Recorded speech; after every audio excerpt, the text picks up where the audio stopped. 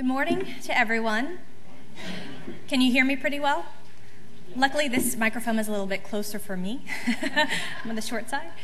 I'd like to thank you for coming to spend your morning with us to hear a little bit more about the latest advances in colorectal cancer. I'd like to thank the Colon Cancer Alliance and our other sponsors for making this event possible. I'm guessing I use this. This is an overview of what I'm going to cover today. I'm basically covering the medical treatment of colorectal cancer. I'm going to share some colon cancer facts with you. We're going to talk about the basics of staging and treatment. We're going to cover chemotherapy in more detail. I will talk about follow-up care, new developments. Questions and answers will be saved for our question and answer session later this morning. This is a slide that talks a little bit about colon cancer in our country today. As you can see, colon cancer is the third leading cause of cancer in both men and women. These are estimates in the United States from 2009.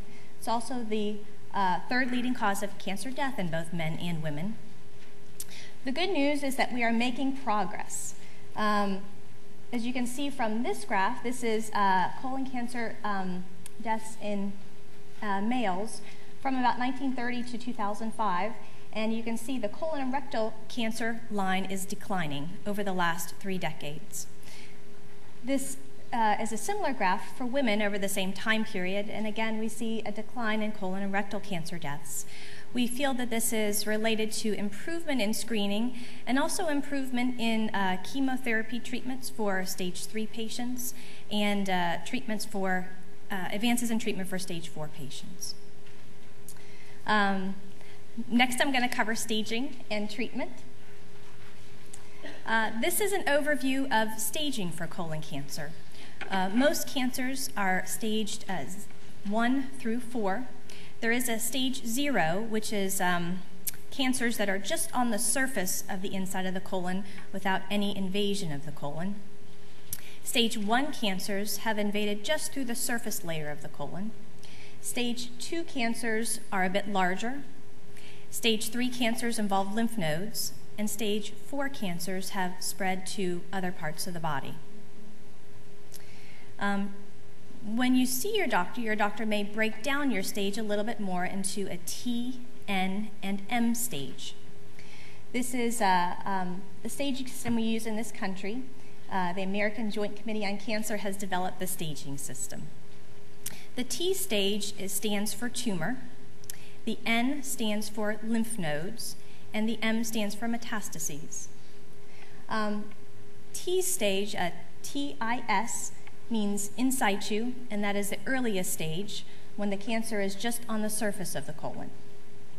A T1 tumor invades through the surface layer of the colon.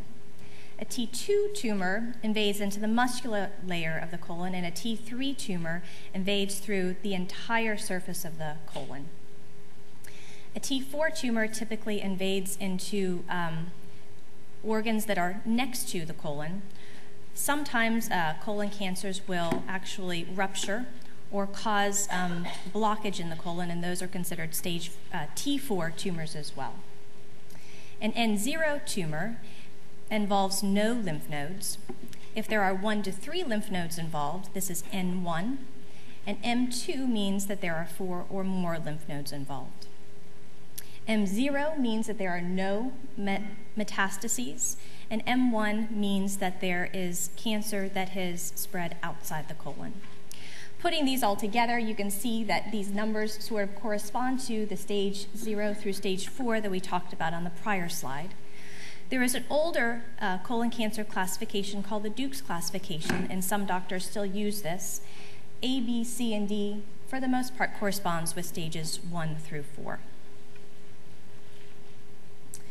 This is a colon cancer stage at presentation, meaning when a patient presents for the first time with colon cancer, how many patients are in a particular stage. Approximately 40% of patients have localized cancer at the time of diagnosis. This is stage 1 and 2. Approximately 30% of patients have lymph node involvement at the time of diagnosis, and approximately 20% of patients have stage 4 cancer when they are first diagnosed. This is a broad overview of treatment for the various stages of colon cancer. For most stage 1 tumors, surgery is used to remove the cancer, and then follow-up is recommended. For stage 2 cancers, most patients have surgery only. In certain high-risk stage tumors, stage 2 tumors, we do consider chemotherapy, and this is a discussion that you should have with your doctor. For stage 3 cancers, we recommend chemotherapy for approximately 6 months after the surgery. Stage 4 tumors, there are a broad variety of treatments because there are a broad variety of different presentations. Sometimes stage 4 patients will have surgery of the primary tumor followed by chemotherapy. If the primary tumor isn't causing any symptoms, sometimes chemotherapy will be given first. Surgery of liver or lung lesions is considered in conjunction, and Dr. Shibata will discuss this a little bit more later. I will also mention rectal cancer, which is treated a bit different from colon cancers. We believe radiation is quite important in the treatment of rectal cancers. Typically, chemotherapy and radiation are given together before surgery, and then chemotherapy follows surgery of rectal cancers. These are a few terms that you may hear your doctor mention. Adjuvant therapy means that usually chemotherapy is given in addition to surgery of the primary tumor. This is given to prevent recurrence of the cancer. Neoadjuvant therapy means that the therapy is given before surgery, sometimes to shrink down the tumor in order to make the surgery easier. Metastasis means that a tumor has traveled from the organ where the tumor started to other organs in the body, and the patient is considered to have metastatic disease. A metastasis from colon cancer actually remains colon cancer and doesn't turn into liver cancer or lung cancer, but remains a metastatic cancer from colon cancer. Next, I'm going to go into some more details about chemotherapy.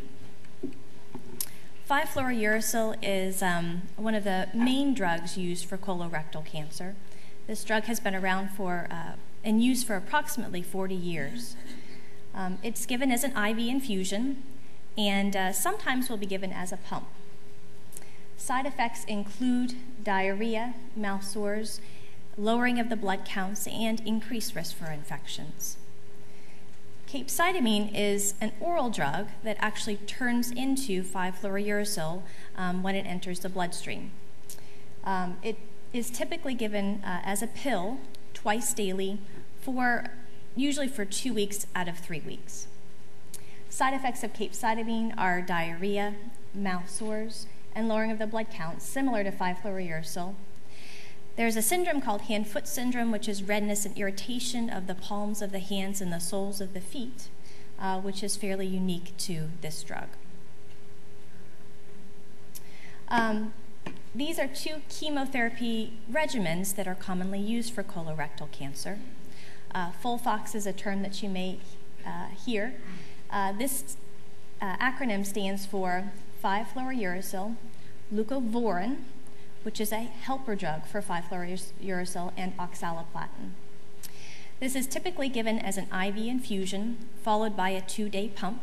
Patients actually carry the chemotherapy home with them, and the chemotherapy is slowly infused over a period of approximately 2 days.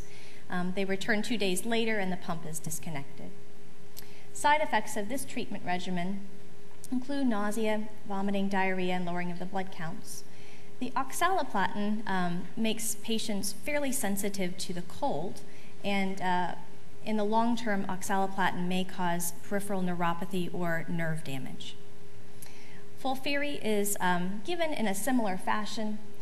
One of the unique side effects of irinotecan is diarrhea, which sometimes can be severe. Avastin is a newer targeted drug that is in use for colorectal cancer. This is a unique drug that is actually an antibody to the vascular endothelial growth factor. This is a growth factor which causes blood vessel growth in the tumor. This drug is usually given in addition to 5-fluorouracil-based chemotherapy regimens. We believe that it both sort of starves the tumor of its blood supply. It also may normalize blood flow to the tumor, resulting in more chemotherapy getting to the tumor. The most common side effects of this drug are high blood pressure and protein in the urine, but blood clots, a hole in the bowel, and poor wound healing may result, but these side effects are very rare. Another targeted class of drugs that is used in colorectal cancer are the EGFR inhibitors. The EGFR is the epidermal growth factor receptor, and this is another growth factor which makes cancers grow.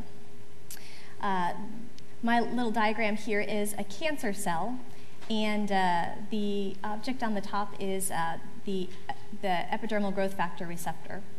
When the growth factor binds to this receptor, it goes through a pathway that causes growth, survival, and metastasis of the colon. Excuse me. Yeah. Keep turning your head side to talk, and it makes it very difficult for us to hear. Okay, I apologize. I'll try to look at the screen instead. The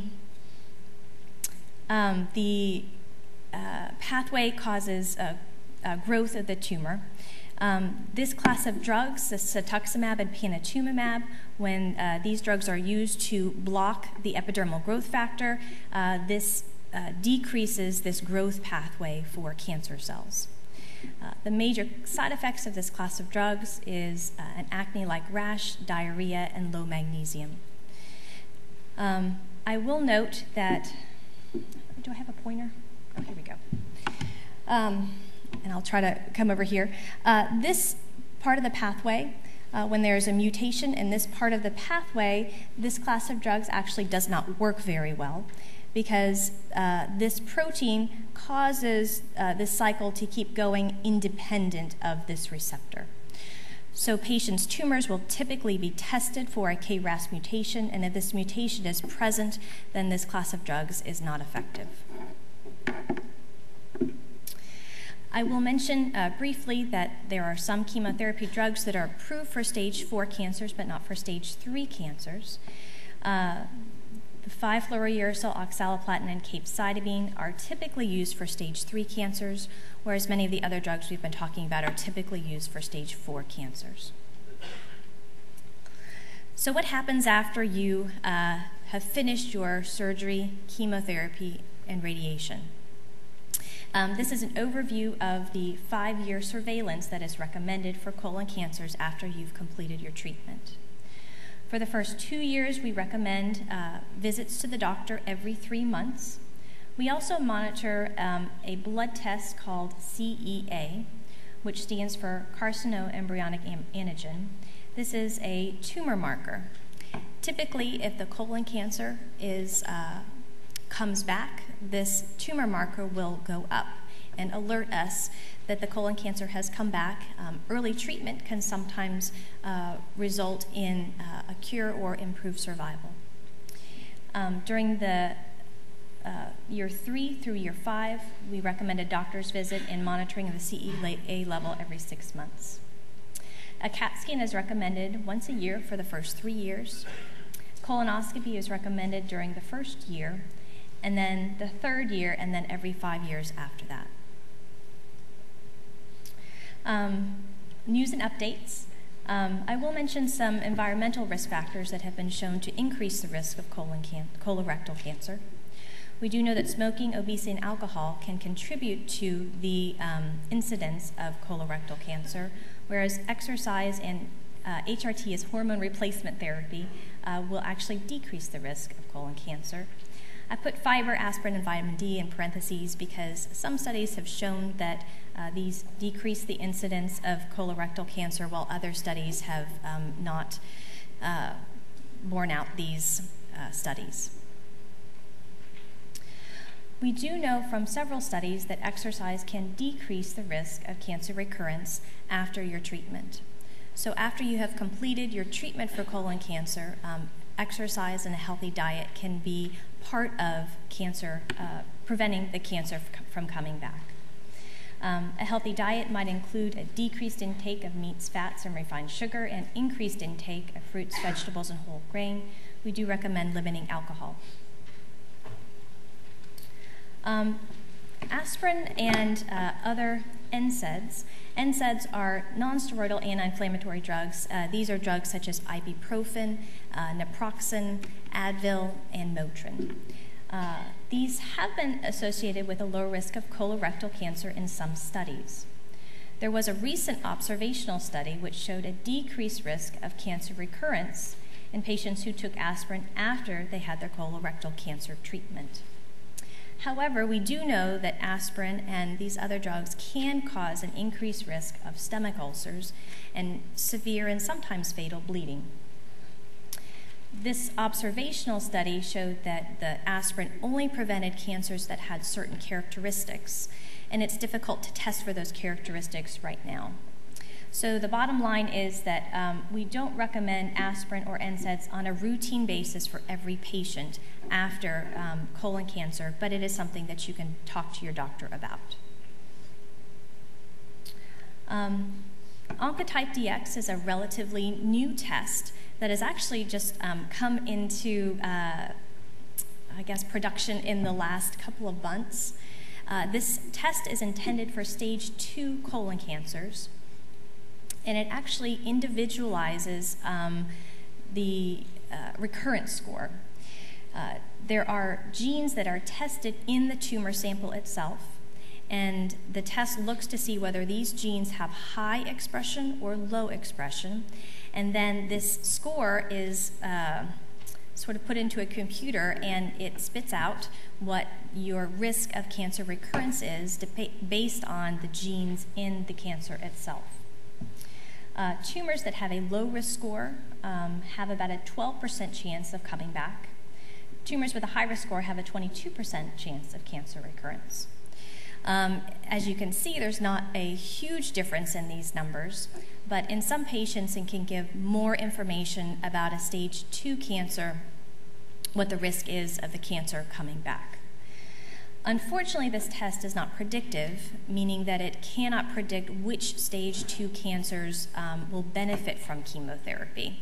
But it is definitely another tool that we can use to help individualize your treatment and decisions to be made about your treatment.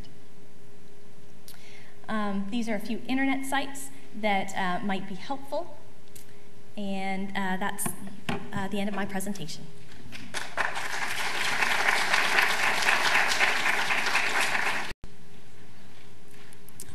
Now I'd like to introduce Dr. Sarah Hoff, who currently directs the GI Radiation Oncology program here at Moffitt. She is active in clinical trials and teaching, as well as direct patient care. Dr. Hoff has integrated several advanced treatment techniques into our GI radiation service. In addition to writing about her work, she serves as the medical advisor of a community support group for women affected by cancer. Moffitt recently honored Dr. Hoff with this year's Physician of the Year Award. Congratulations and welcome, Dr. Hoff.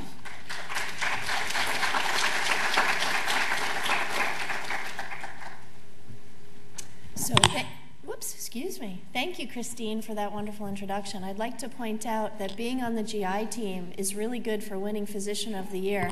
We have 2 other former Physicians of the Year here, Dr. Shibata and Dr. Choi. So since I've been at Moffitt, it's been just wonderful to be part of this group. This morning, I would like to begin with a quote about advanced technology. The machine does not isolate man from the great problems of nature, but plunges him more deeply into them. And I put this quote up there because I'm always astounded with the patients that I see and the interest level that they have in advanced technology. And so today for the seminar, I wanted to focus on advanced technology because many of you come in and ask us about it, and many of you are already doing quite a great job with research into this area. So today I'm going to talk about some advanced techniques that we use in radiation. I'm going to talk about preoperative therapy for rectal cancer, what's the current standard, and where we might be going. And in terms of that, what about the role of endorectal brachytherapy? Many of you have never heard of that before, and I'm going to explain that to you today. And finally, what about metastatic disease? What about a patient who has colon cancer or rectal cancer, and the cancer might have traveled to other areas like Dr. Gelia mentioned? Are there new options that we never had before? So from the patient's viewpoint, what expectations are there when a referral is made to a radiation oncologist? Does it matter where the patient gets treated? And the question I get asked all the time is, "Doctor, is it the same everywhere?" Well, the patient often thinks they're off to see the cyber wizard, the wonderful wizard. But I have to remind them that behind the curtain, just like in surgery, here we have the Da Vinci robot that many of you have heard for prostate cancer, and notice we still have a surgeon who's driving, even though there's a robot. It still matters who's at the wheel. If you don't target the tumor with radiation, you're not going to treat it. It's more important than ever before that the radiation pilot be aware of exactly where the tumor is, how much the tumor moves, and not only moves that second, but moves day to day, because sometimes the tumor can change position from day to day. So what I wanted to focus on today are some of these new technologies. Many of you have heard of them today. This slide has the abbreviations. On the last page of your handouts, they're explained. So don't write them down, they're on the last page of the handout. But many of you have heard these terms today and come in and ask either Dr. Shibata or myself about them. What is 3D conformal radiation? What is IMRT, intensity modulated radiation? Image-guided radiation? Stereotactic body radiation? Just a show of hands, how many people have heard that term in this audience? Okay. Tomotherapy. And okay, I got some nods on tomotherapy. And then finally, HDR brachytherapy. So at Moffitt, we're a big believer in personalizing care. We believe that when the patient comes in to see us, we must personalize the care for that particular patient. And we also believe very strongly about doing this in radiation. So even though we have all of these advanced techniques and technologies, we need to figure out what's the best for that individual patient. In my field, I need to understand how much the target moves during treatment and how much the target moves between treatment. So it's really not about the machine. And I know many people get focused on the machine and come in and say, well, doctor, I live in this area of Florida and I know they have this machine and that's what I want to get treated on. And I have to stop the patient and say, I understand that, that's great, but we're not even ready to think about the machine yet until we consider your problem.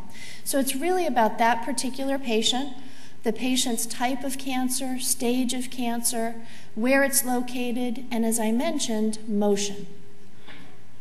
So in 3D conformal radiation, you can see here that we have a big aperture.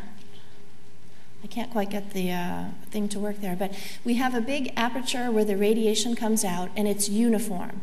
So when the radiation comes out of the machine, it's a uniform dose. And you can see here when we set the patient up, this is a 3D reconstruction. We have multiple beams that are coming in at different angles to treat the patient's tumor. That's different than intensity modulated radiation treatment. You notice on the diagram here, there's some areas that are darker and some areas that are lighter. Okay, the reason for that is we as radiation doctors can now take that beam and we can divide it into individual beamlets. And we can tell the machine, I want a little more radiation here, I want a little less radiation there, because I don't want to treat the normal tissues. I only want to treat the tumor. But what's my problem as a physician? The tumor is surrounded by normal tissue. So I want to minimize the dose to those organs.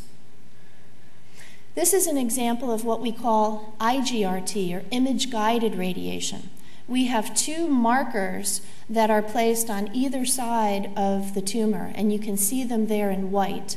There's a white cylinder inside the patient's rectum, and there are two white markers sitting next to that. That represents where the patient's tumor is.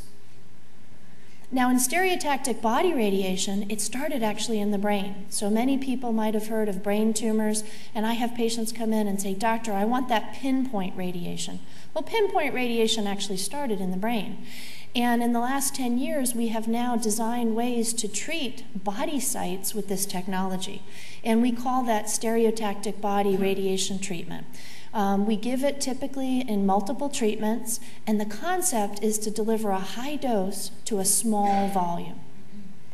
Now, there's many different machines to deliver stereotactic body radiation. Many people in this room have heard of CyberKnife, and I know that because I get asked probably 3 times a week, what about a CyberKnife? Well, there's not just the CyberKnife to treat with stereotactic radiation. I've listed 4 of the different machines here. And again, the point I want to point out to everyone today, it's not about the machine, it's about the concept. So the concept is we now have the ability to treat patients with stereotactic treatment, small volume of tissue to high doses. And we have multiple different tools in our toolbox to do that. So tomotherapy is one example. In tomotherapy, the patient sits on a machine, and the machine actually looks like a CAT scan.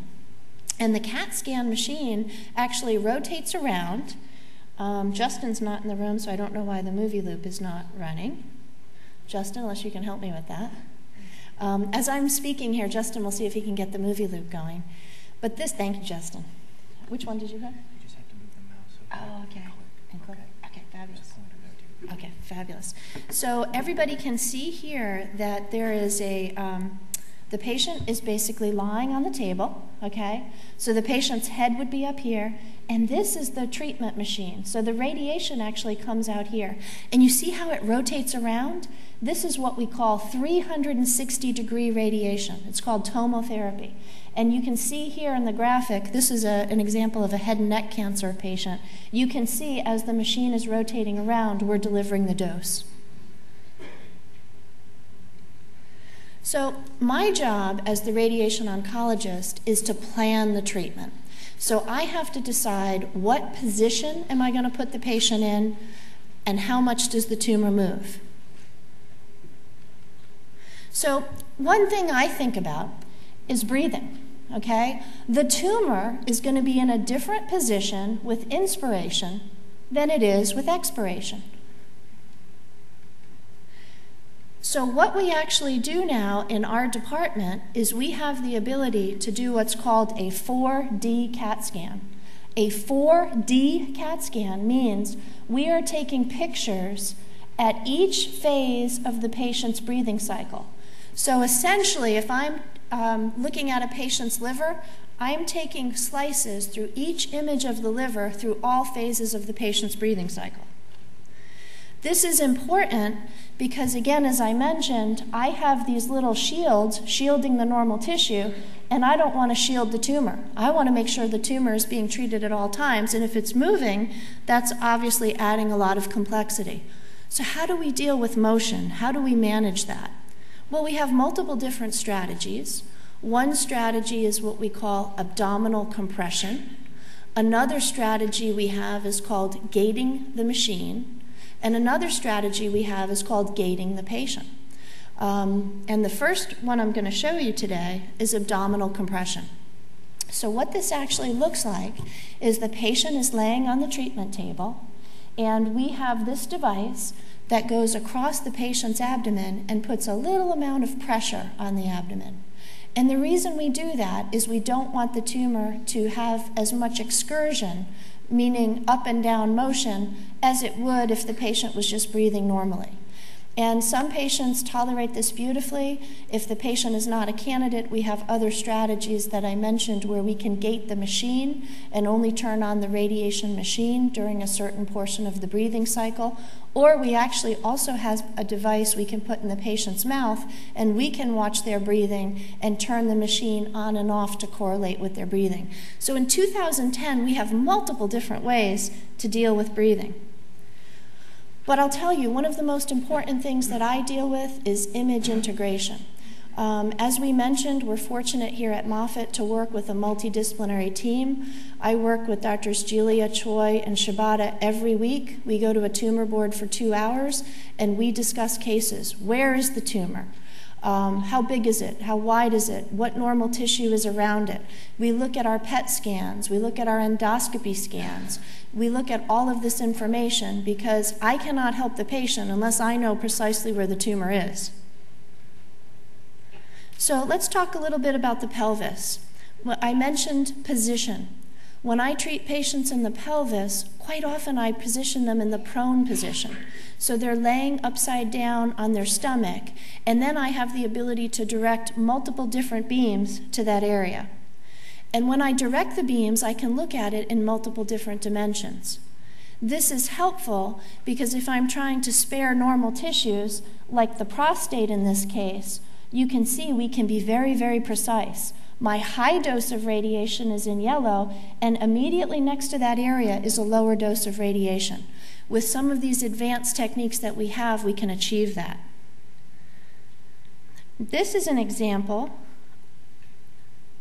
if I can get it to work, hang on, of a moving pelvis. I might need Justin again, hang on. Okay, well, Justin may be out of the room. Unfortunately, I won't be able to show you. I actually have a slide here of a moving pelvis. This is actually a patient who had 2 tumors in the pelvis. The first one actually was readily seen at the time of endoscopy. So there was an endoscopy. They could see the tumor in this area. Interestingly enough, they couldn't see this other tumor. So the patient actually had 2 tumors. And in radiation, yeah, can you just make that movie move? Okay, thank you. Okay, so can everybody see this here? This is actually an example of a tumor moving with breathing. I mentioned to you the 4D scans, how we look at patients and we watch the tumor as the patient breathes. Well, even sometimes in the pelvis, we have to take account into that because, believe it or not, some of the rectal cancers in the pelvis will move as well. I think this is the last one I need you for. And then this one is the PET movie. So as I mentioned to you folks, there's 2 tumors in the rectum, and both of them are moving. It may be a little hard to see because we have lights in here, but both of them are moving and they correspond with the previous slide. And the point I want to make is that when we have all of these different technologies, you need the radiation pilot to figure out what is the best for that patient. Thank you. I think that's all I need you for. Okay. And this is an example of a patient. The prostate sits right in front of the rectum. So here's the rectum and here's the prostate. And when we examine patients, we notice that that rectum is going to change day to day. Sometimes the patient might come in and they're constipated. Sometimes they might have had a bad day and they've had diarrhea. So the rectum is going to change in position every day. This is the rectum, and that's the prostate. And people like me actually care about that, and we look at that every day and see where those structures are. Now, why do I use PET scans? I use PET scans because it shows me where the tumor is, and it also shows me where the lymph nodes are. So in many cases, it's very helpful to me as the radiation doctor because I feel I know much more precisely where the patient's disease is when I can integrate a PET scan. And it helps me with IMRT. I mentioned in IMRT, I can give higher doses to some places and lower doses to others. This is a case where I gave a higher dose here, a lower dose here, and very importantly, over the genitalia, an extremely low dose. So that is an example of how we use this technology. And this is an example of how we spare normal tissue. See how we spare normal tissue? Okay, that is not getting significant dose. So in rectal cancer, we treat, as Dr. Julia mentioned, with radiation therapy and chemotherapy prior to surgery. That's the standard. But what about some new treatments? What about internal radiation? Well, this might be something we do in the future. We have it at Moffitt. We currently only use it for patients who can't have standard therapy. And it's a type of treatment where you actually put an applicator inside the patient's rectum and you give them 4 days of radiation. That's it. So instead of the usual 5.5 weeks, we give it just for 4 days. It may be something we're doing in the future because some institutions, like one in Canada, have reported excellent results. 95% control rate at 5 years, which is excellent. So we're not ready to go to it as a standard in the United States, but it's certainly something that bears a lot of interest. And finally, what about metastasis? We're going to talk a little bit today about patients when the cancer spreads to other organs. Well, what if they can't have surgery? Or what if they can't have RFA or embolization that Dr. Choi is going to talk about? Well, then there might be a role for them to get stereotactic radiation. We treat patients who have liver-only disease sometimes with stereotactic radiation. And sometimes we even do it to patients who have lung disease. And there may be patients who can be cured with this technique. The other times we do it if the tumor's in a bad location. There may be times where Dr. Shibata wants to operate, but he can't because it's next to a blood vessel or it's in a difficult part of the liver. So, and the other time too is if patients have medical problems, they have a bad heart or bad lungs and they can't have surgery. So sometimes we might do it in those settings. And when we do it, we put these little markers into the liver. We call them fiducial markers. We look at a CAT scan, we see where the tumor is. In this case, that's the tumor.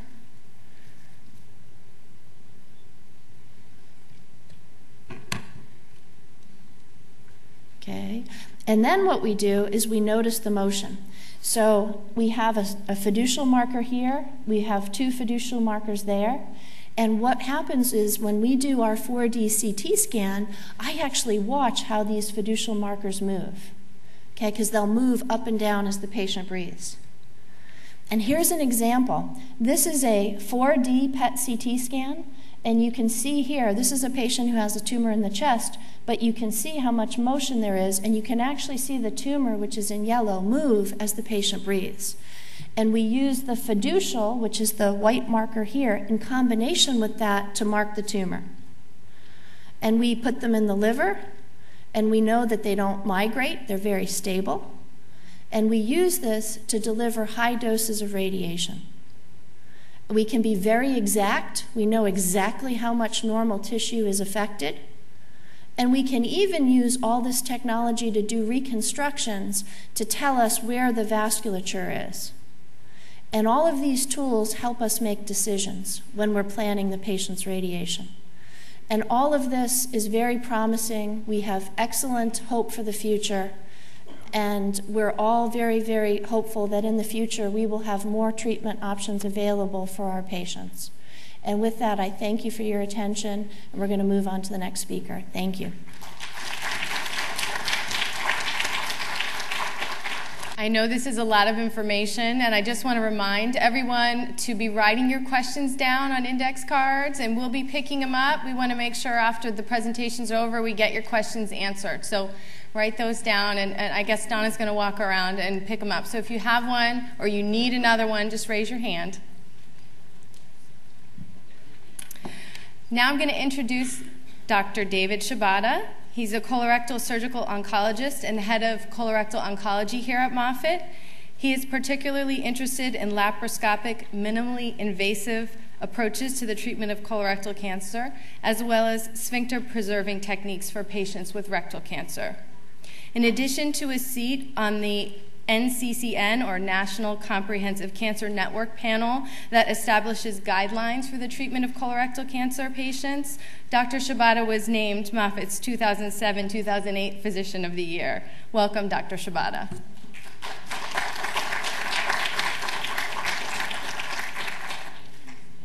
see if this works. Can you guys hear me with this little mic? Yes? Okay, great.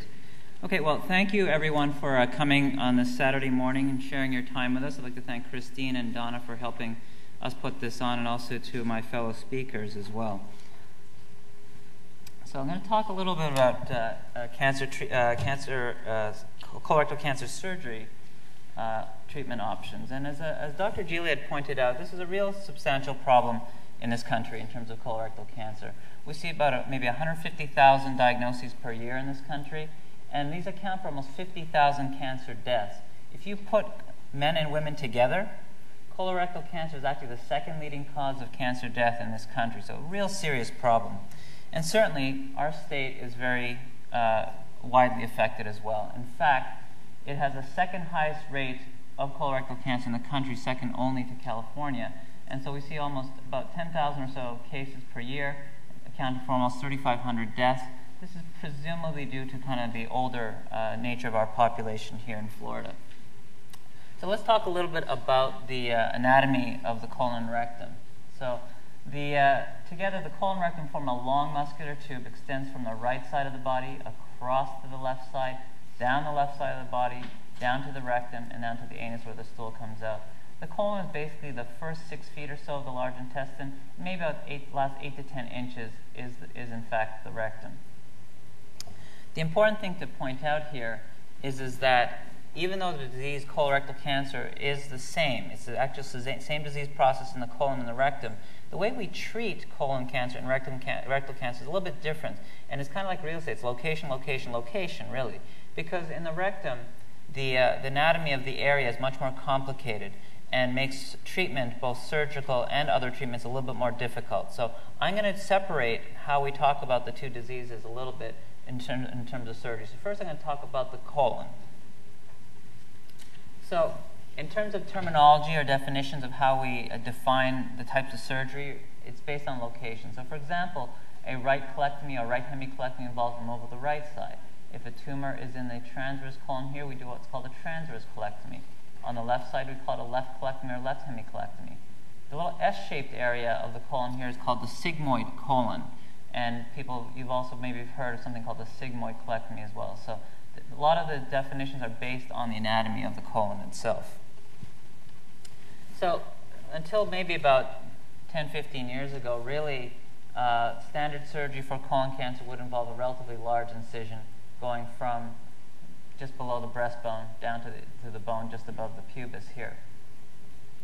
And over the past few years, certainly, we've developed more and more advanced techniques in treating colon cancer. And in this situation now, we can actually do colon surgery with laparoscopic instrumentation. As you may recall, maybe 20 years ago, everyone who had a gallbladder operation came out with this massive scar that went from here to here. But now people go in the same day, come out the same day with small little scars.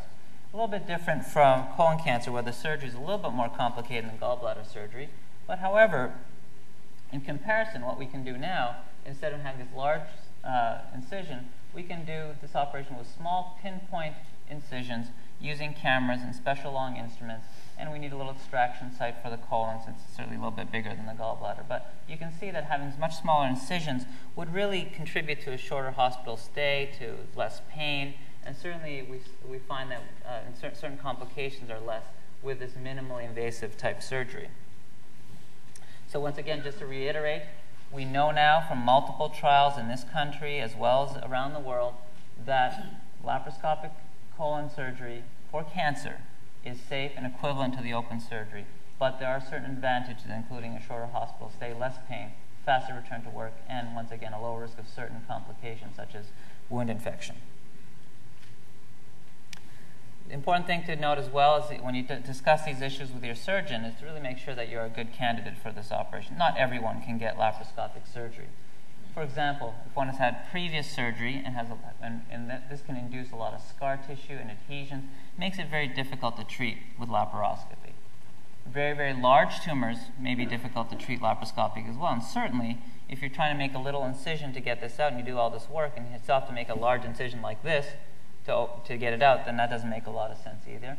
And certainly certain locations make it a little bit more difficult, and certain body types also make it somewhat difficult as well.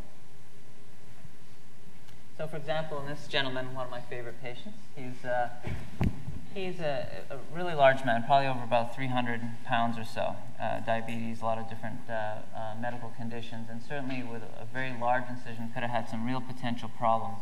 This gentleman, unfortunately, had both a colon tumor and a kidney tumor at the same time. And through this very small incision, we were able to do all the operations, both operations, at the same time. The patient went home in about 3 days and did extremely well. So you can see, particularly in this type of gentleman, how much of a benefit this type of surgery would be. Okay, let's touch upon rectal cancer. Once again, I just talked a little bit about colon cancer. Now, the rectum, once again, is the very last part of the colon rectum, and is once again a little bit more difficult to treat.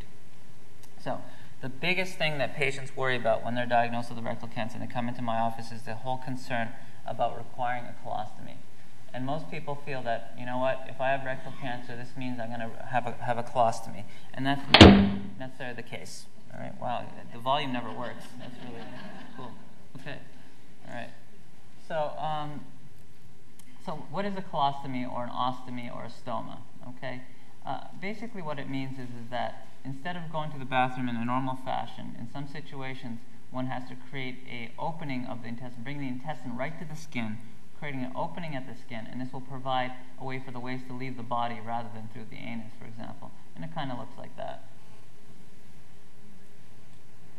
So it used to be that that colostomies were much more common. However, with newer techniques and whatnot, we're seeing maybe about 10% of patients who get diagnosed with colorectal cancer even require a colostomy. And some patients may not require permanent, but may require temporary colostomy or ileostomy after their surgery. But the main thing to highlight is, even though, yes, most people don't want to have a colostomy, but if we can actually get rid of the cancer, and most patients can actually do a great job living absolutely normal lives, even with a colostomy. We have patients who are athletes, dancers, and all type of professions, and people who are interested in numerous types of activities, and people do very, very well with colostomies. So, in terms of kind of additional kind of definitions, when we perform a permanent colostomy on a patient, it usually involves a tumor that's involving an area close to the anus, and we actually will have to remove a section of the colon as well as the rectum in its entirety.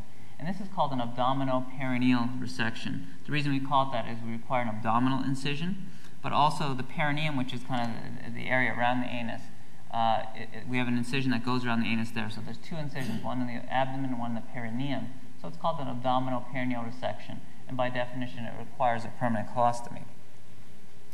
And once again, this highlights the same thing. And for the most part these days, the reason for requiring a colostomy for rectal cancer is when the tumor itself is involving the sphincter muscles directly.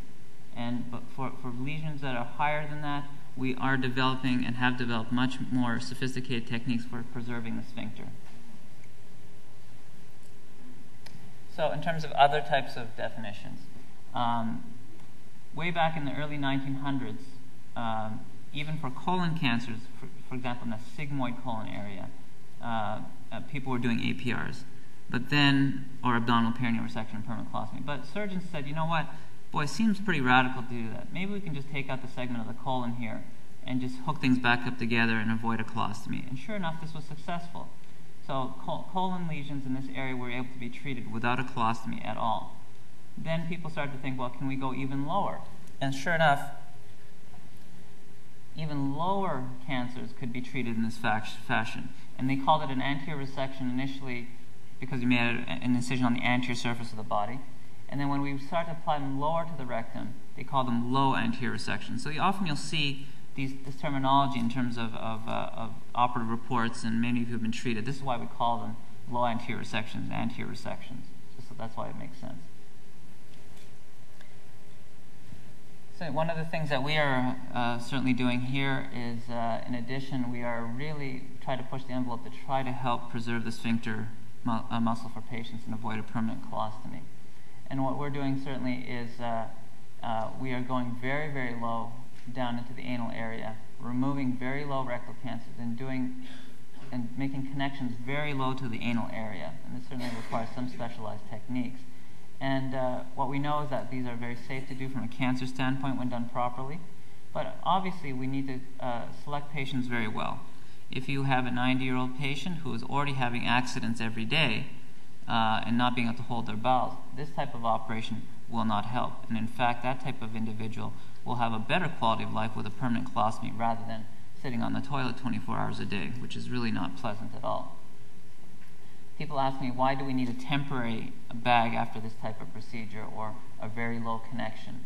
The reason is that the closer a connection is to the anus, the more fragile it is, and it can be prone to getting a leak from that connection. So to protect patients, what we do is we actually will short-circuit the bowel by bringing a small area of small intestine or an end of the small intestine to the skin here. That way it bypasses the whole colon. What that allows us to do is protect that from having stool barreling through there and disrupting this nice new connection that we made. So after a few months of healing, then this temporary bag or temporary ileostomy can be reversed and the patient will have bowel function in a normal fashion. So another thing that people ask me about, particularly those that are inclined to surf the internet about rectal cancer and rectal cancers, is what is this total mesorectal excision, or TME? Okay, and this is actually just a part and parcel of a technique that we use for rectal cancer surgery. When we have a rectal cancer here, for example, one of the things that are at risk are having lymph nodes that contain spread from this cancer, and the lymph nodes that are at risk for spread from rectal cancer are in the fatty tissue that surround the rectum. 20 years ago, people used to be very cavalier about this, and they weren't very meticulous, and people would just kind of dive through this, cut through the fat, and just take the rectum out, but would ignore the lymph nodes. And that's why 20, 30 years ago, you see a very high rate of recurrence from rectal cancer. But as more meticulous techniques and understanding of the anatomy arose over the past few decades, we know that it's very important to remove the lymph nodes at risk in this packet and remove it intact along with the rectum. And this allows us to get much better results. So this total mesorectal excision just refers to the removal of the fat and lymph nodes very meticulously around the rectum and the tumor that's in there. So alongside with doing this total mesorectal excision, this is actually kind of a funny looking picture, but we are looking into the pelvis from the patient's head. So we're looking down, and this is into the pelvis, and this is the rectum that's actually been dissected and lifted forward. Okay, it's kind of an awkward look. But what it illustrates is that as we do this very nice dissection meticulously down into the pelvis, removing the rectum here, what we can see is that the nerves that provide sexual function and bladder function to patients lie directly behind the rectum. By doing this meticulous technique, we are now able to identify these nerves and protect them. Particularly in men, this is really important because the nerves over here control ejaculation, the nerves over here control erection. So where we used to have men having over 50 to 60% problems with bladder and sexual function, we've dropped it down to about 10 to 15%, or probably 10 to 15% at this point, using this meticulous technique of nerve-preserving surgery. So the other question that arises, I told you how applicable or how good laparoscopic colon surgery is. The next step now is laparoscopic rectal cancer surgery. Okay. For the rectum, as I said, it's a much more difficult place to operate. The rectum is ensheathed in the bony pelvis. So it's like a narrow cylinder. It's harder to operate in. And rectal cancer surgery, whether it's open or laparoscopic, is much more complicated. So right now in this country, we are investigating in a national trial of how good this can be done and how safe it is. There are concerns about whether there may be higher incidence of local recurrence and sexual dysfunction with a laparoscopic approach. However, my anticipation is that as we get more evidence that this may be more and more applicable to rectal cancer patients. So right now, the recommendation is not to use this outside of a clinical trial. Now, Sarah touched on this a little bit briefly about the whole issue of robotic-assisted surgery. Many of you have probably heard about this for prostate cancer surgery, and that's been the first application of this particular technology. And we're proud to say that at Moffitt we have started our robot-assisted colorectal surgery program a few months ago, and I think we're the first program in the city of Tampa to get started. But anyways, just to highlight on this, so most people get kind of a little freaked out about, so robots are going to be operating on me, where are you going to be, doc? You know what I mean? So that's a little concerning, and I agree. But it's actually just a tool. It's all it is. And as Sarah said, you don't want the plane flying itself, you need the pilot. So what's interesting about this is it's basically laparoscopic surgery. But the instruments are loaded on a robot that is meticulously controlled. The patient would be on the table. The laparoscopic instruments are inserted, like there's a little pinhole incisions that I showed you previously.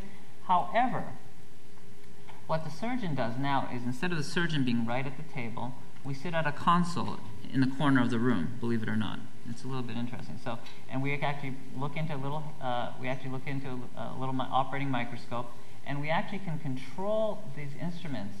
And they actually, unlike laparoscopic instruments, these actually can reticulate or can move and rotate just like your wrists do, and actually even more. You can even get like a 540-degree angle that you can swivel around. And so the application of this right now is still under investigation. So what we're trying to do is really figure out what the best application is. My belief is that ultimately, for rectal cancer surgery, this is going to allow us to do that TME, or total mesorectal excision, much more precisely.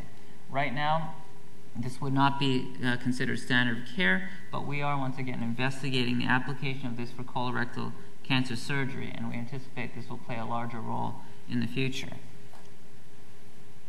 So, the techniques I've told you about briefly before relate to more advanced rectal cancers requiring radical rectal cancer surgery. We do have different options for the earliest and smallest rectal cancers where we may not require radical surgery.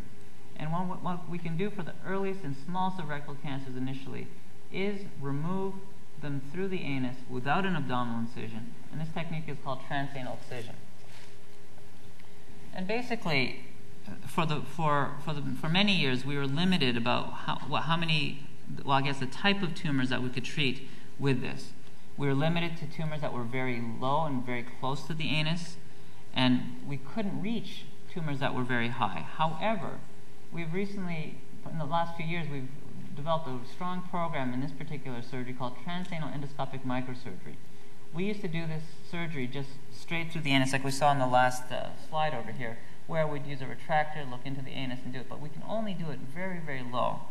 But with this new technology called TEM, not to be confused with TME, but this is TEM, we can actually use very special scopes, the same type of laparoscopic instruments, reach very high up, and remove tumors that are much higher up than we could do with conventional transanal excision.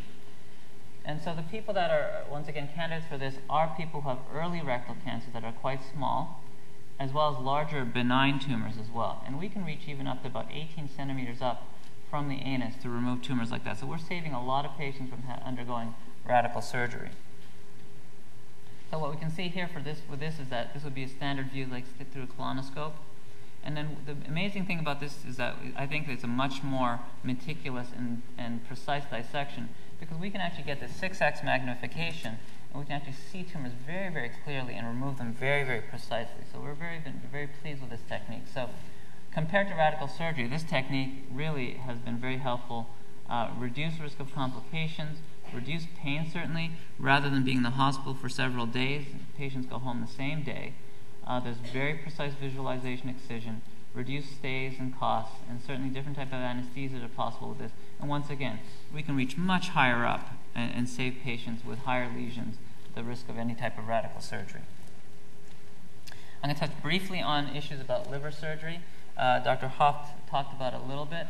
So colorectal cancer is one of those few diseases in which if there is spread to the liver, and for certain patients, surgery can be done to remove parts of the liver to try for long-term survival or cure.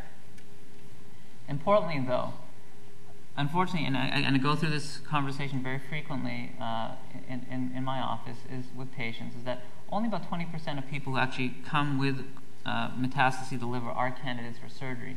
The reason for this is that to be considered for surgical therapy, the disease really needs to be isolated to the liver itself.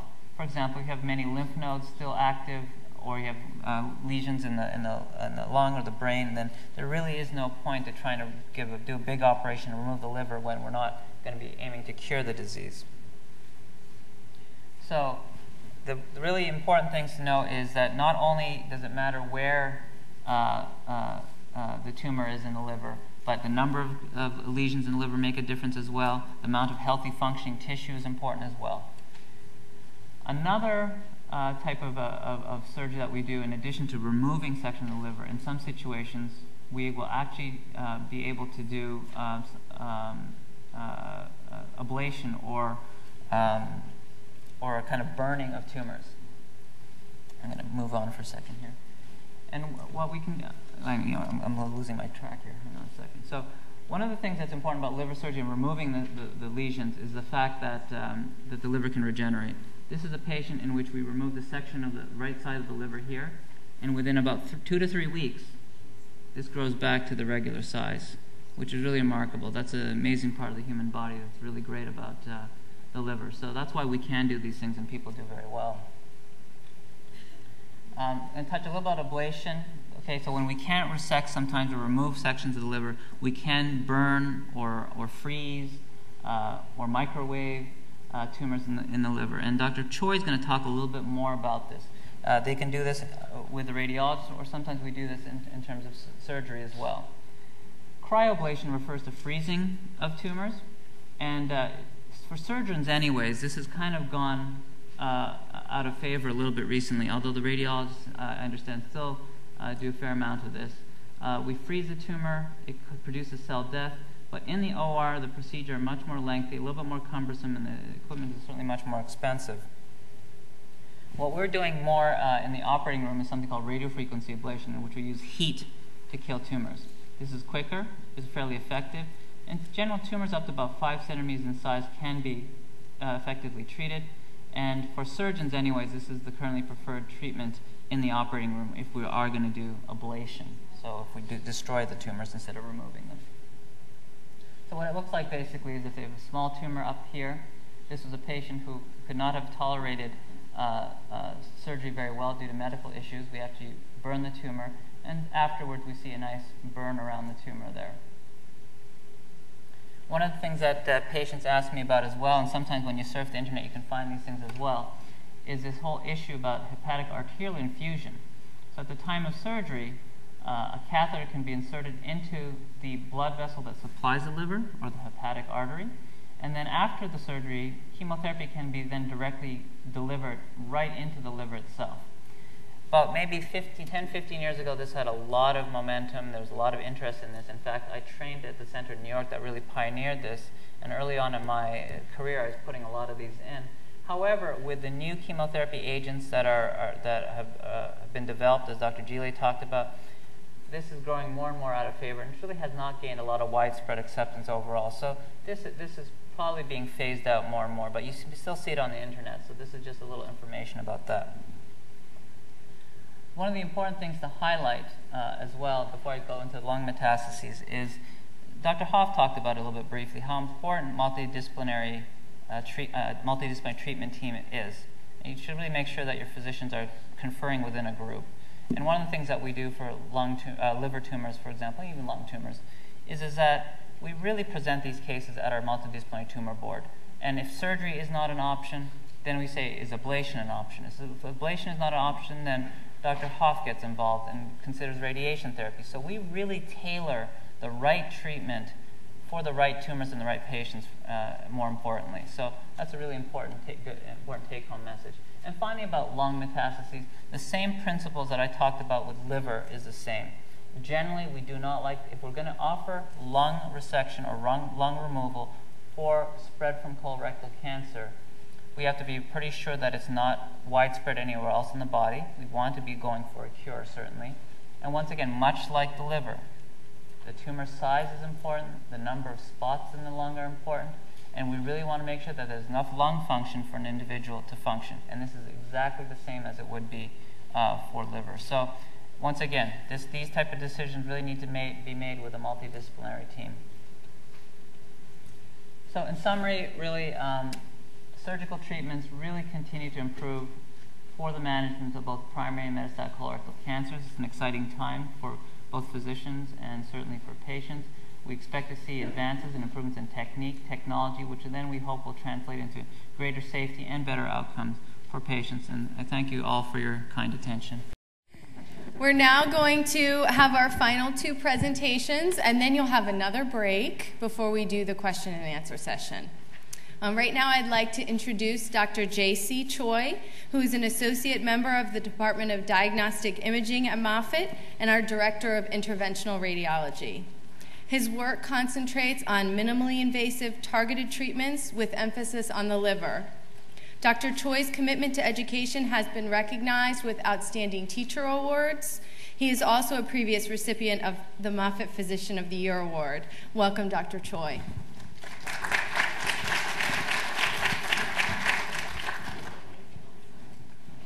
Thank you. I'd like to thank Donna Quinlan and the Colon Cancer Alliance and all the sponsors for making this possible. What I would like to do is just talk briefly about some of the advances that have been taking place, primarily in the treatment of liver metastases in patients who have colon cancer. This is the area that we're involved in significantly, so I think that would be of interest. I will touch up on other areas as well. So as you've heard from our speakers, we have multiple physicians who are involved in various ways. It truly is an interdisciplinary approach to the treatment of the patients, whether it's in colon cancer or any other type of cancer for that matter. My list of different specialties seems to increase every year, but I wanted to make sure that everybody is involved in this presentation. How do we fit in terms of the treatment of the patient who has colon cancer?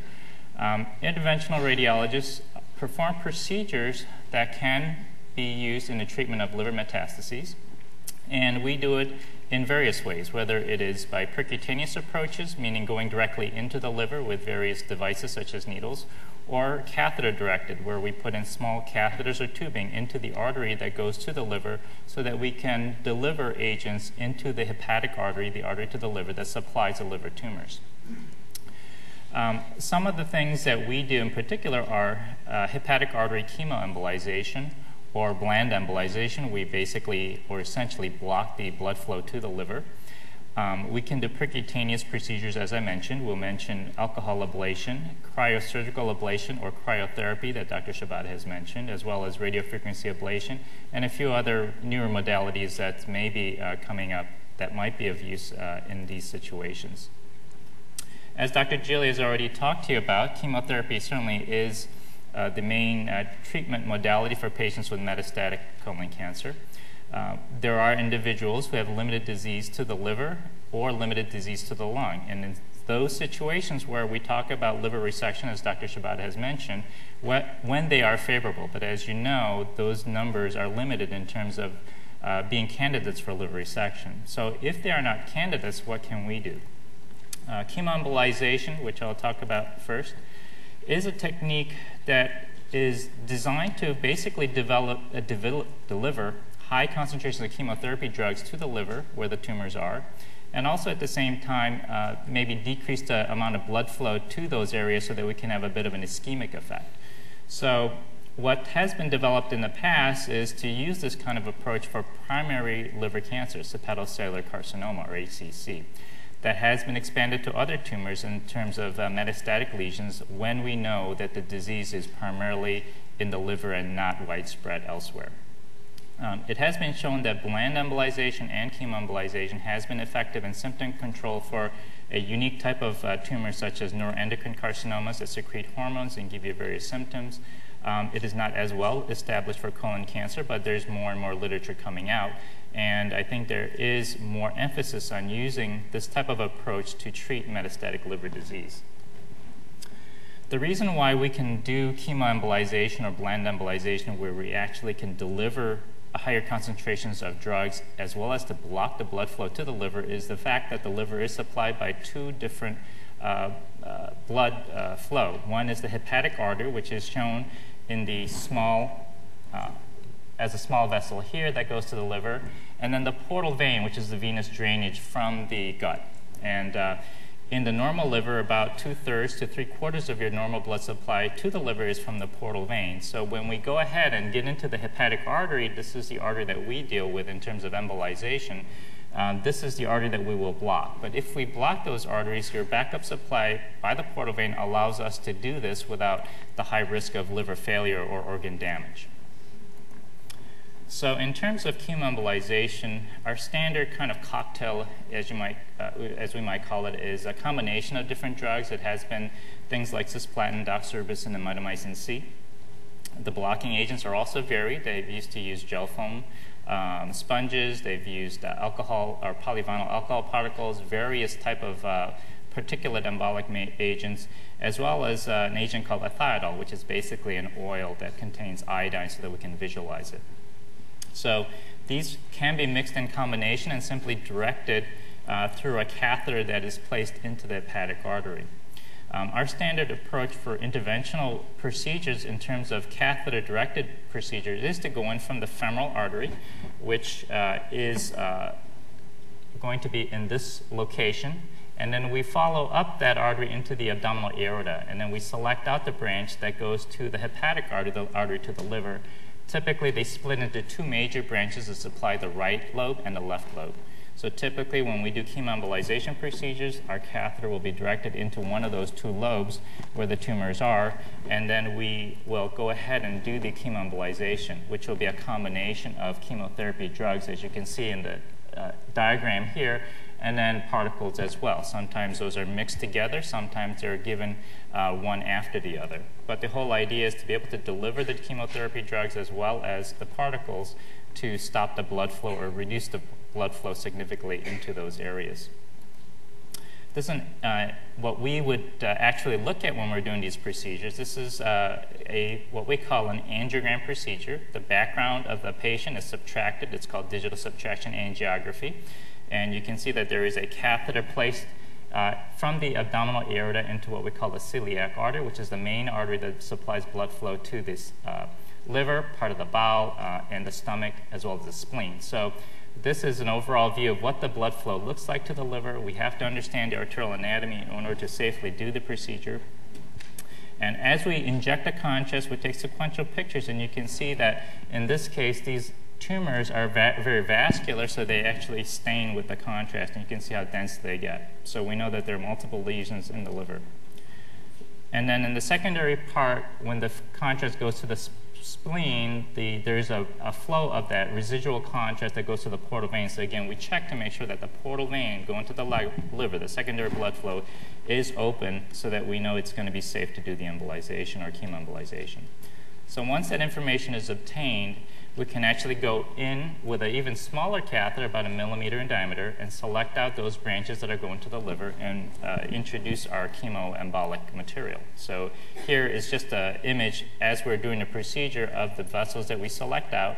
And as we inject the material that's mixed with contrast, so you can see where they're going, you can see these are, again, the tumors that are being stained and all of the material that's being placed into these branches. So this would be a right lobe chemoembolization.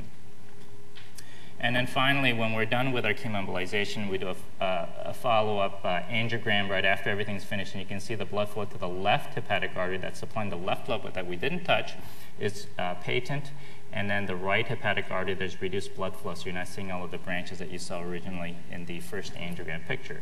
So in these kind of situations, if the patients have disease in the right and left lobes, we would selectively treat one lobe at a time, the right lobe in this case, and then the patient would come back in about a month if they tolerate the procedure okay, and then we'll follow up. And before I introduce Heather, I just wanted to say how excited we are to have nutrition therapy as part of the program today. Certainly we all can benefit from hearing about nutrition, but it's particularly important for patients before, during, and after their treatment here at Moffitt. I'd like to introduce Heather Belteman. She has been practicing as a registered dietitian here at Moffitt since 2003. She specializes in the care of gastrointestinal and senior adult patients. She has been an invited speaker for the Pancreatic Cancer Organization, PanCan, and has been involved in many other outreach programs provided by her department. She is a state licensed member of the American Dietetic Association, a member of the Oncology Nutrition Practice Group, and is a board certified as a specialist in oncology nutrition. Welcome. Thank you. Are these on too? Are these on? Okay. Okay, good. So it's nice to see you all here. It's good to see so many faces. And you know, it's nice because when I see people again, it's, oh, I remember these people. This is nice. The best thing about my job is that all of us eat. And so most of the things that happen to us, we tend to all have questions about that. And, you know, Dr. Choi did a great job. And the thing is that we can only, most of us understand so much of it, but you know what we really understand is something we do every day. And what we do every day is eat. And that's where most people get their advice from other people. They get everything, you know, your friends, your families will tell you how to eat. Well, this is what you should do, you have cancer. And so my job is great because I have so many questions of these eager patients to want to hear what I have to say. And so it's a good thing to have to have that possibility to be able to tell you guys about what I know. And so I already had people walk up to me. I came to see about that nutrition thing so it's interesting to be here, and I'm glad to be here to help you. So also the other thing I have is I talk very fast. So because we're short on time, it's good because you guys will get a lot of information very quickly. So we were going to talk about during treatment and after treatment, and also about dietary supplements. And that's where most people want to spend their time. We have both, probably, people that are in the process of treatment and then probably after treatment to go both of those. And during treatment, one of the things that people always say is, what should I eat? And one of the biggest things is food you tolerate. Foods that you can get down is probably the best way to kind of go with it. Most people think that if you have cancer, there should be some magic diet you should follow when you have cancer or you're going through treatment. And it's just not true. They don't find these things that head-to-head studies of people that eat a certain diet based on other people that go through treatment. They don't find these things that they actually have a diet that's specific for cancer that will actually make it the cure quicker. And what they do find, though, is that one of the biggest goals of treatment would be keeping your weight stable during that time period, because they find that all these treatments that work better if your weight's stable, because we can continue giving you the treatment if you're still in the best nutritional status for yourself. So one of the things is also nutrient-dense choice, and I'll give you some ideas. And 3 meals and 3 snacks for a lot of people tends to be the easiest way to get in enough calories, because a lot of people will have this, I don't feel hungry, or maybe I feel full quickly, or I can't eat as much as I used to. So sometimes an easy way to think is just to split it up throughout the day. And also lots of fluids. That's one thing we tell you over and over is drink plenty of fluids, because we got to get all that stuff through your body. So the other thing is protein, as we emphasize. And the way I always say it is, one, it increases the effectiveness of treatment. It also repairs body tissue. But you know the thing I always say every day? It's those things in your legs, and it's everything in between, and all that's made of protein. And to heal you up quickly, and to keep you in your best state ever, and to make you as strong as possible, it's kind of that protein's that thing that's going to help you get you out of bed in the morning, because we keep all those muscles as well intact as we possibly can. And most people notice if I feel really fatigued, I can't get out of bed, I feel tired, I lost all this muscle mass. A lot of that could be from some of those things as losing a lot of weight, but also losing all those protein stores. And so we want to, if you are losing weight, we want to preserve as much protein stores as we possibly can. Also, protecting from illness and increased needs during going through cancer treatment can increase your protein needs a little bit more so than the average person. The other thing people have is managing side effects, and there's no easy across the bullet, you should always do this for nausea, or should always do this for constipation. And it's probably, as you guys know, not every person you ask will give you the same idea for what to do for constipation or what to do for diarrhea, because there's not one good idea. Now we have some general stuff, and I'll give you the resources for those things, and here at the Cancer Center you can get a lot of resources for those things, but generally that's not what people usually come up with. But most of the time is usually in common sense, because most of the diet guidelines are, I have nausea, well, don't eat things that are really smelly. Okay, well, don't eat your fish bread this week. So those are kind of the obvious ones. And I always think they're based on good mothering techniques, right? What mom used to tell you, eating your chicken soup when you felt nauseated. Those kind of things that seemed like common sense for a while. Thank you very much for all your questions. We'll do our best to get through all of them. Some of the questions, if they're not included, please don't be offended. Some of them may be so complicated or very personalized with very individual situations that, if we don't get to them, please feel free to come up after, and we'll stick around for a couple of minutes and be able to chat a little bit. So we'll start off now. Let's see. Dr. Giglia, you showed some of these demographic type slides. Is it true that we are seeing a real increase in cancer over the last decade or so? How does the U.S. number of cancer cases compare to other countries? And how do we as a state of Florida compare to other areas in the U.S.? Well, we do think that in this country the number of right-sided colon cancers in particular is increasing. And it's not entirely clear why this is true, but we think that some of it may be due to increased screening with colonoscopy rather than flexible sigmoidoscopy. Colonoscopies actually examine the entire colon and can go all the way over to the right side of the colon. so that right-sided colon cancers are detected more regularly. We also think that it may have something to do with the American diet. In many Western countries, industrialized countries, right-sided colon cancers are increasing. So that is the case. I think Dr. Shibata sort of gave you a slide about how Florida compares to the rest of the country. Colon cancers are probably more common in the industrialized world than in developing countries. Okay, thanks. And along the same lines, so is it true that the under 50 group is increasing in colon cancer at this time? We are seeing patients who under 50 who have more colon cancers, and it's not entirely clear why this is. Yeah.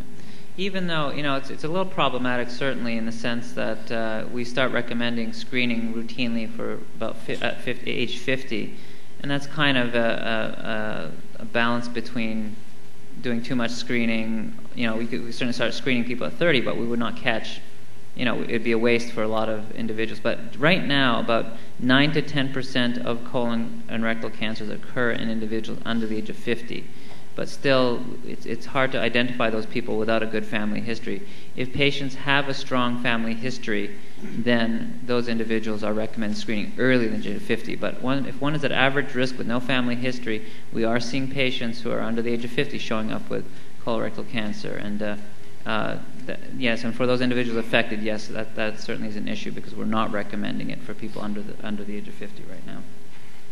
Okay, let's go down the list. So, Dr. Choi, if a patient has had SIR spheres, one for each lobe, can this person later be treated with stereotactic radiation if a tumor occurs in the liver? Similar, maybe both of you guys can hit this one. I think that as far as the SIR spheres, we certainly limit the amount of radiation that we give to a certain degree, and we only do typically one treatment, meaning one side to each lobe, and then after that, if the radiation dose is not excessive, I think that the radiation oncologist, Dr. Sarah Hoff, would evaluate that and see whether the patients are candidate, and I believe that we still have those options available. So you can add. We've actually done it. We had a gal not too long ago who had metastatic colorectal cancer in the liver. She'd had some radiation, stereotactic radiation. Then she developed a new lesion. We thought it was just one lesion. It turned out there were more than one. So Dr. Choi and I did some radioembolization with TheraSpheres, and she's doing quite well. So yes, it can be done, but it has to be done very carefully. Hey, Heather, a quick question for you. As far as vegetables and fruits are concerned, do you recommend organic versus non-organic? And are there certain vegetables or fruits that should be strictly organic? For organic foods, there's some stuff out there about pesticides and how much is in there. Most of the studies that they've done, there's no study to say the more fruits and vegetables you eat increases your cancer risk. So even if there is anything on the fruit, there still is not that definitive thing out there that the organic would be better. Because when you're using organic fruits and vegetables, you're trying to stay away from pesticides and the things on the fruits and vegetables. And an easy way to say is that even if you're increasing fruits and vegetables, there's never been a study to say that that increases your risk. So overall, no, that would not be the case. But there is some things for people that are I really want to do something differently. There is some fruits that are grown in the ground. There was a report from Consumer Reports of how much pesticides were in certain foods, and it's usually things that are grown in the ground that are the closest to the dirt are the highest in the pesticides, or the ones that are peaches. And I didn't understand this for a while, but peaches are one that they actually spray the flowers before they come. So there's both. It would have to be someone. I wouldn't recommend it for everyone. I don't recommend organic foods to anyone. I personally don't use organic foods. That's not the case. If people are still thinking that's really what they do, there is some information out there about how to choose and how to best use your money if you're going to make those choices. But no, across the board, there isn't something to say that, yes, you should do all these foods organic. Great. Question here, what is the relationship between diverticulitis or diverticulosis, and disposition towards colon cancer, and is there any correlation with constipation? generally, diverticulosis is actually these abnormal little outpouchings of the colon that occur in many of us as we get older.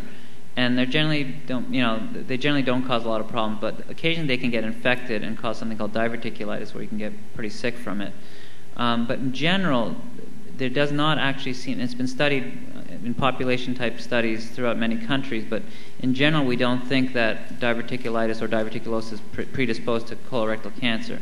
However, there are some situations where you can get a misdiagnosis, where someone has diverticulitis or some type of inflammation that they think is happening in the colon, and it gets dismissed as just that, which is why when we see someone with diverticulitis, we recommend once their infection has settled down that they get a colonoscopy to make sure that it's not an underlying cancer. But there's no cause and effect between diverticulosis and cancer per se. And the same individual has, similarly with chronic constipation, does not necessarily lead to colon cancer. However, chronic constipation can be a symptom of a more advanced colon cancer. But they're not related in terms of cause and effect. Same person has a question, Heather, about what nutrition helps prevent colon cancer, and particularly the role of yogurt, perhaps, or probiotics, maybe. For probiotics, there's not a lot to say for just colon cancer. When they talk about the health of your colon or your lower intestines overall, they think that there's some keeping the good bacteria. There's nothing for cancer prevention on yogurt or probiotics, and that's the question, right? Is the prevention. Mm-hmm. There's nothing specific for probiotics. Now there's some small things out there about people's health of their colon overall and things like that. There's not enough evidence yet to say. Preliminary, it doesn't hurt to eat some yogurt, but that's not going to make or break anything out there. So Jennifer, this is a question that probably many of us face every day from our patients. Is what is recommended to fight neuropathy, especially after the chemotherapy has ended? And perhaps Heather or Jennifer, are there any diet or vitamin supplement recommendations along these lines at all? In patients who receive the full FOX regimen with oxaliplatin, neuropathy can definitely be a big problem. And for some patients, we will give supplemental calcium and magnesium in the IV fluids along with the IV infusion, and this can help to prevent some of the neuropathy. B-complex vitamins can help some patients, although the data for B-complex vitamins is not as strong. Otherwise, for the most part, neuropathy just takes some time to improve. Sometimes it actually gets worse after the chemotherapy is done before the neuropathy gets better. So some patients will come to me 2 to 3 months after the chemotherapy is finished and say, my neuropathy is worse now than when I stopped the chemotherapy. Typically after that time it does get better, but sometimes it can take many months to years to resolve completely, and in some patients it does not resolve completely. Dr. Choi, and perhaps you can answer this for us. Recently in Pennsylvania, a man introduced a procedure to inject microscopic metal into tumors, and through radio microwaves was able to destroy the tumors. Has this procedure been further developed? Are you aware of this at all? Or perhaps there's something... No, unfortunately, I'm not aware of that particular maybe it's fiducial markers of some sort, maybe? Okay. All right, okay. All right, let's see. Okay, this seems very technical. Dr. Hoff, wouldn't a goal of radiation technology be to use a computer to tie real-time monitoring of respiration and movement to computerized real-time adjustment of radiation gating and focus? I love the question. Love the question, whoever asked that. We actually do that. So in the scope of today's lecture, I probably didn't go into that in as much detail as you would have liked whoever asked the question, but we do exactly that. So in our department, we have a lot of computers. When we plan the radiation, we put the markers in, say it's the liver. We put the marker in the liver tumor, we watch it move with our 4D scan, and then when we treat the patient, we actually do a CAT scan before every treatment for these high doses of radiation to tell just that. And we can actually tell on the CAT scan that minute where the marker is and make sure it's in the right place. So yes, we do that. Okay, great. I'm going to answer a couple of surgery questions kind of all in conjunction. So this is another fairly sophisticated question. So is the conclusion of laparoscopic resection for mid to low rectal cancer still considered investigational? as was in mid-2009, and even more so for stage 3 right-sided colon cancer. Thanks. So basically, in this country, we're truly very strict about making sure we have very good trials before making a recommendation of something as standard of care. Remember, we talked about laparoscopic rectal cancer surgery. The concern in the European trials about laparoscopic rectal cancer surgery was that there seemed to be almost, and I'm being very technical here for this question, is that there was some concern about an increased risk of local recurrence, but also some increased risk of sexual dysfunction with some damage to the nerves that I had mentioned in my talk. So because of these issues, and the trial was not very strongly done. So in this country, to make a long story short, is yes, it's kind of considered investigational, so even though some surgeons in select situations are offering it and making sure the patient's aware that it's not fully standard of care. And that is why in this country right now, we just started in this country a national trial to address the true efficacy and the acceptability of laparoscopic rectal cancer surgery. If we thought it was completely standard care, we wouldn't be spending millions of dollars trying to get this trial done. It's an important trial, and we did the same trial about 10 years ago for laparoscopic colon cancer surgery. So that's so the answer of it being standard care still is up in the air. But there are surgeons, including myself, who in some situations, for some reason or another, will, in discussion with the patient, offer it. But for the most part, we do have concerns that it may not be up to snuff to open. So, it's an individualized thing to have that discussion. It's very important. The other question was, is robotic surgery better, and if why? I don't know if it's better or not, to be honest with you. It is basically, like I said, the technique of surgery is no different than laparoscopic surgery. It's exactly the same. This is just a brand new, fancier, and very expensive piece of new equipment that we're using for the same procedure. Where I think it will be useful, I don't think it's going to fully supplant regular laparoscopic surgery at all.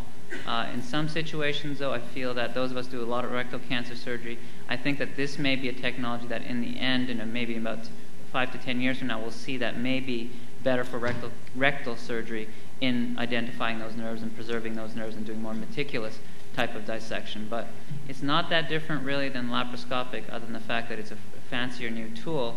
But we may find that there may be some very focused application for it. I don't think it's going to be the end-all and be-all for everything. And are we trained in it? Yes, we've started doing this probably about a few months ago. We'll probably have about 20 or so done soon. But once again, the key thing is not the robotics. It's not that actual tool that's important. It's the experience of the surgeons in laparoscopic surgery, because that's the same. So personally, I probably have 200 to 300 laparoscopic colon cancer resections, and some of my partners have a very good experience as well. So I hope that answers that question. Okay, moving on. Heather, this is a really good question. And does TPN promote tumor growth? No, it's the same as it's kind of the same thing as the sugar thingy or the sugar kind of debate about does it promote cancer, and it doesn't promote cancer. It's the same thing of feeding a body. They do have starvation studies of rats where that slowed the tumor growth, but they don't really work really well in humans. So no, that doesn't work. That's not it doesn't promote cancer growth. Okay, I have a technical question for you, Dr. Gelia. Could you discuss the difference between the different FOLFOX treatments? For example, when and why would someone use FOLFOX 6 versus FOLFOX 4? Good question. FOLFOX 4 is actually an older regimen. There are a number of iterations of FOLFOX. The FOLFOX 4 regimen uses a bolus dose of the 5-fluorouracil leucovorin on both the first day of chemotherapy and the second day of chemotherapy, whereas the FOLFOX 6 uses a bolus dose of the 5-fluorouracil only during the first day of chemotherapy. In both regimens, well, in the FOLFOX 4 regimen, you have a 24-hour infusion on day 1 and a 24-hour infusion on day 2. In the FOLFOX 6 regimen, you have a 48-hour regimen on days 1 and 2. So basically, you're just cutting out the second day of bolus 5-FU with the FOLFOX 6 regimen. We think that the most of the work of the 5-fluorouracil is done by the infusional part of the treatment. So we think that we think that the bolus treatment actually causes the most side effects, the most nausea and diarrhea, and the most decline in the blood counts. So we think that FOLFOX6 is an improvement over FOLFOX4, and then you get more infusional 5-fluorouracil, which works better and has less side effects.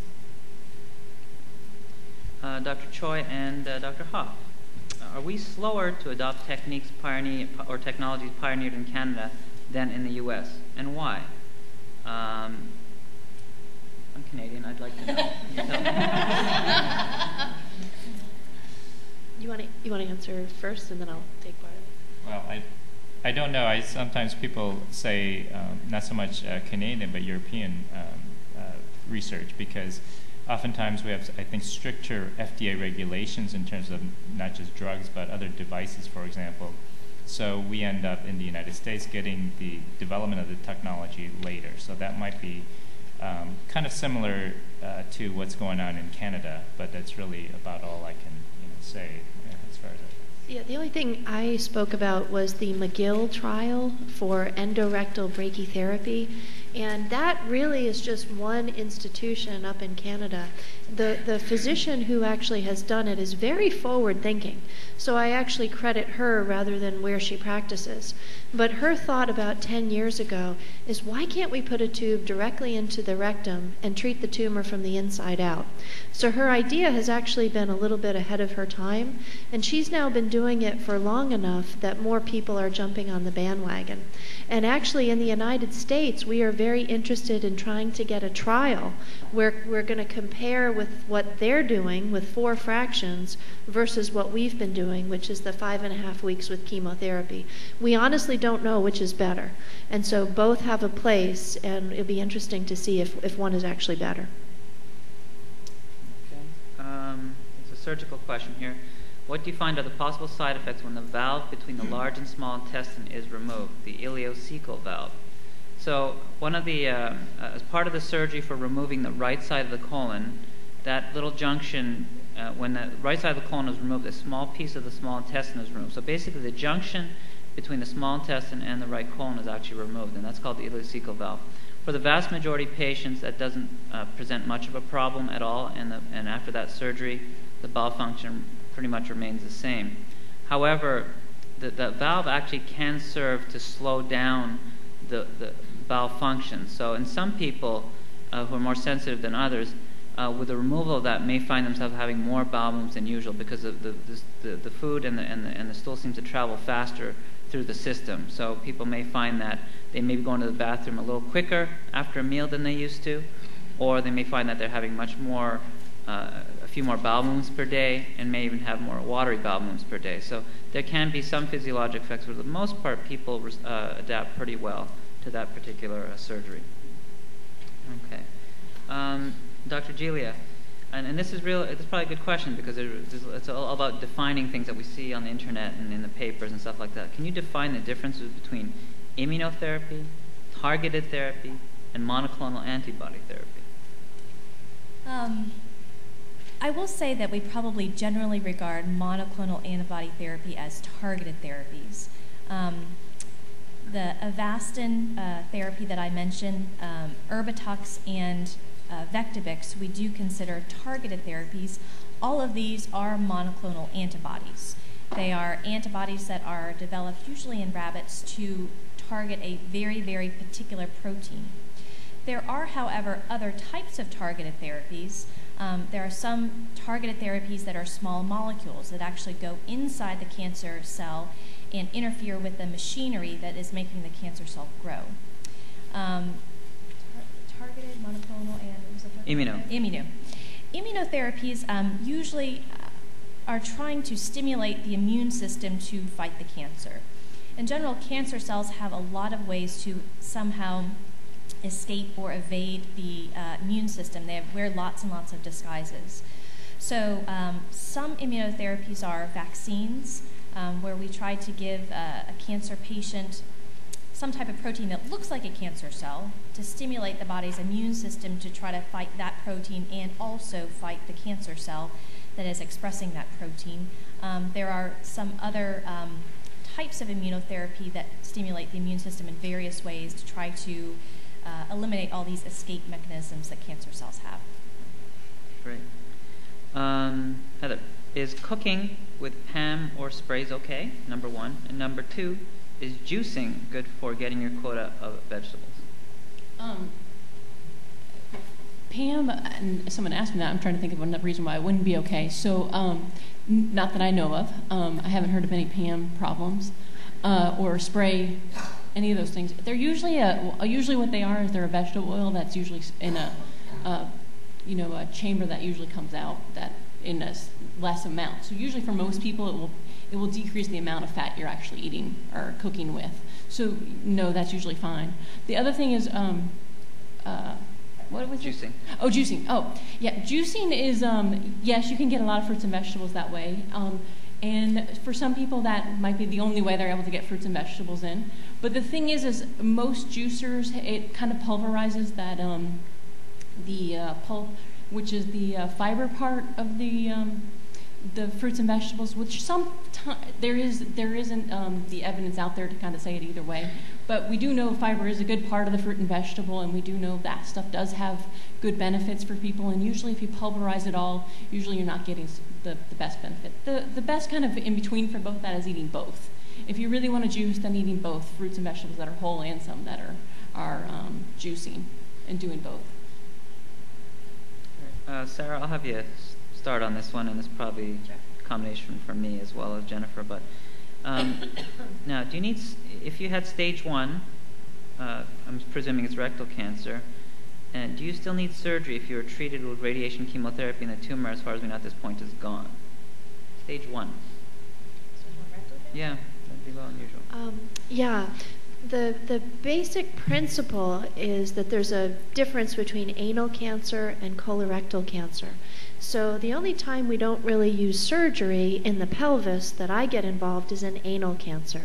Anal cancer is a different disease than everything else we're talking about today. When we speak about anal cancer, we talk about a different cell type, a squamous cell.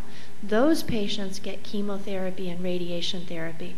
So if a patient had a stage 1 anal cancer and the cancer went away with chemo and radiation, yes, that patient would not need surgery. We would just follow that patient.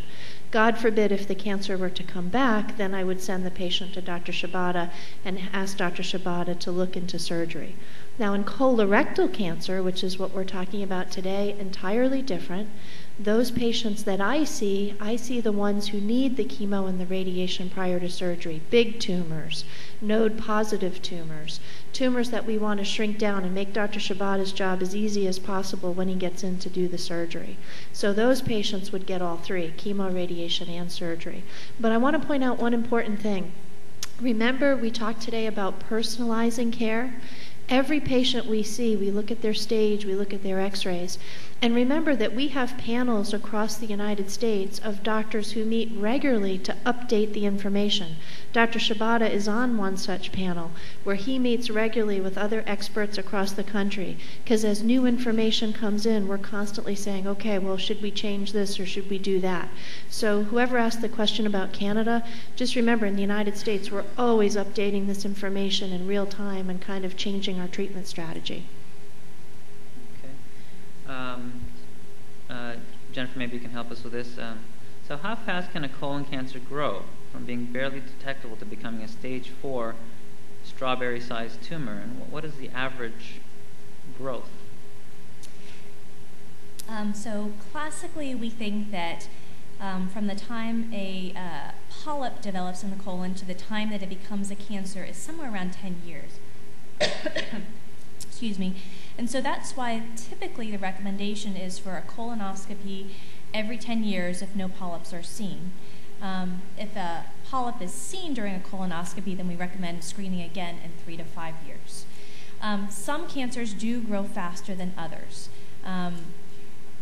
We think that probably the biology of a stage 4 cancer, a patient who has a stage 4 cancer at the time they're diagnosed, probably the biology of that tumor is different than a patient who has a stage 1 or 2 cancer at the time that they are diagnosed. We think there probably are different genes that are turned on in stage 4 cancers that make them more aggressive and probably more quickly growing. Probably a stage 4 cancer that is aggressive may have only taken 2 or 3 years to grow, whereas a cancer that is an early stage cancer may have taken 10 or more years to grow. Thanks. I think that answers another question that was similar in nature also. Are barium enemas still being ordered instead of colonoscopies? Should they be? I'm happy to answer that when I get, or JC, do you want to touch on that at all? Since it's a radiologic. Well, I think that for the most part, barium enemas I think have been replaced by colonoscopy as a general rule. In fact, I think less and less radiologists are as adept at doing that these days because so much less of it is being done currently. Yeah, I think so. In general, there are still many different types of screen, and I'm presuming this is for screening rather than just kind of regular diagnostics and stuff. But if you're diagnosing a tumor or something, the colonoscopy is certainly the way to go because you can biopsy, you can treat, you can do different things. But for screening, meaning for patients who are just no symptoms and just want to make sure that their colon is okay, there are numerous types of screening modalities out there that are being recommended.